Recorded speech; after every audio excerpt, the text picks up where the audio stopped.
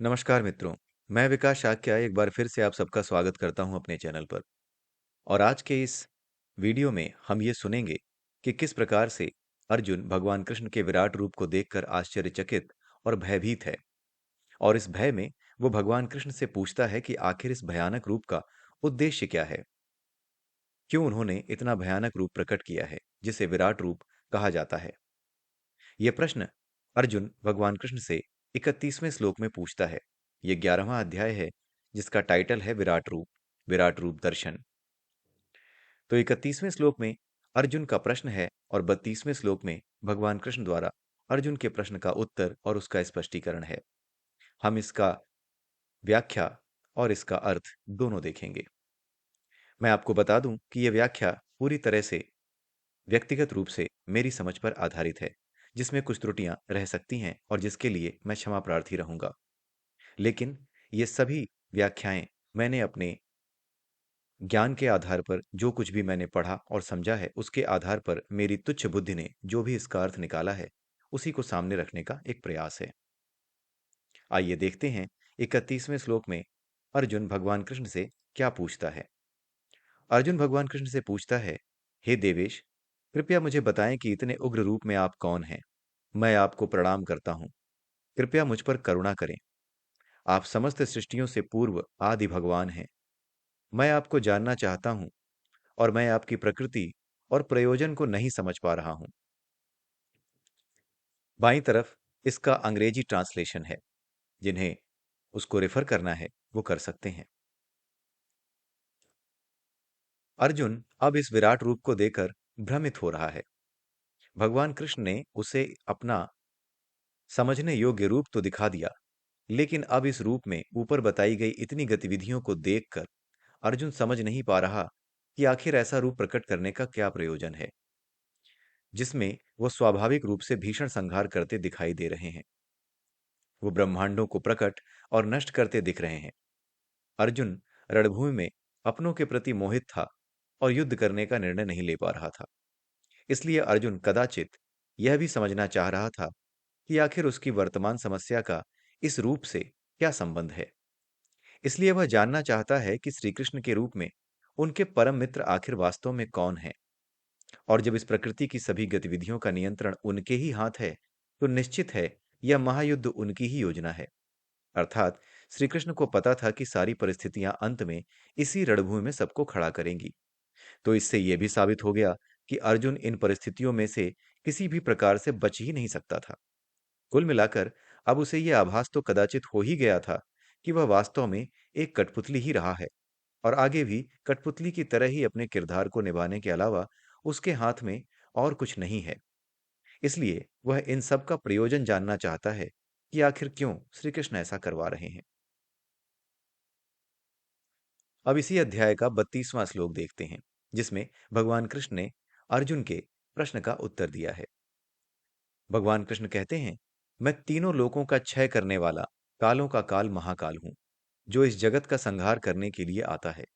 तुम्हारे युद्ध में भाग लिए बिना भी इस युद्ध में जो योद्धा विपक्षी सेना की तरफ से युद्ध करने आए हैं, वे सभी मारे जाएंगे।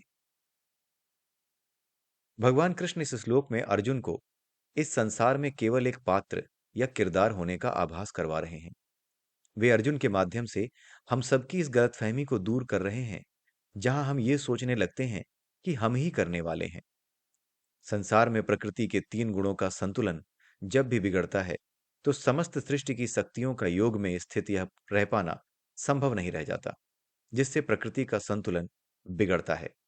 यज्ञ अर्थात निष्काम कर्म निष्पादित करना सज्जनों के लिए मुश्किल हो जाता है, क्योंकि बिना योग के यज्ञ संभव नहीं और बिना यज्ञ में स्थित हुए योग भी संभव नहीं।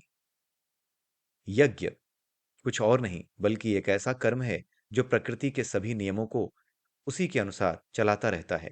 जब भी प्रकृति के नियमों के अनुसार कार्य नहीं होते और लोग अपने स्वार्थ में प्रकृति के नियमों को तोड़कर यज्ञ करना बंद कर देते हैं, तब संतुलन बिगड़ता है।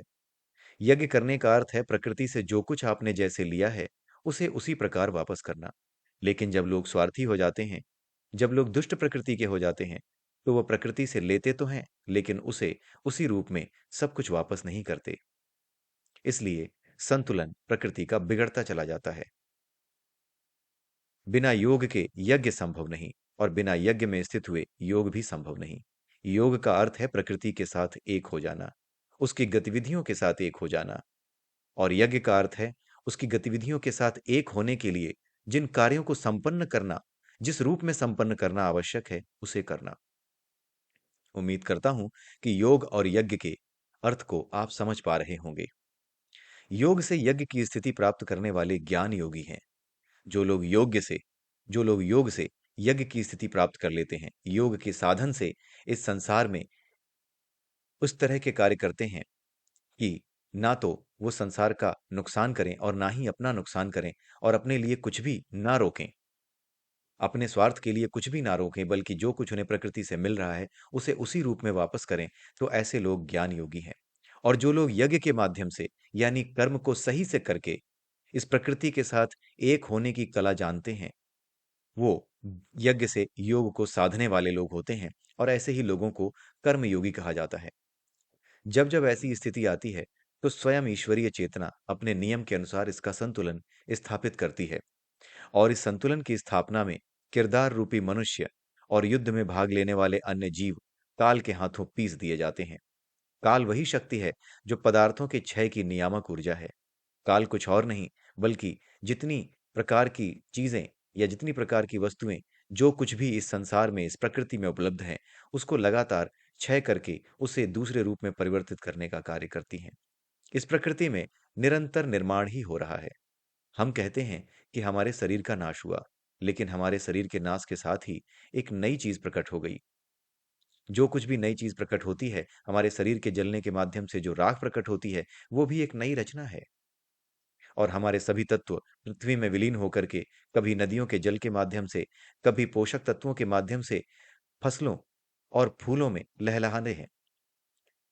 तो इस प्रकार से लगातार सृजन ही हो रहा है। विनाश सृजन का ही हिस्सा है। तो काल वही शक्ति है जो पदार्थों के क्षय की नियामक ऊर्जा है।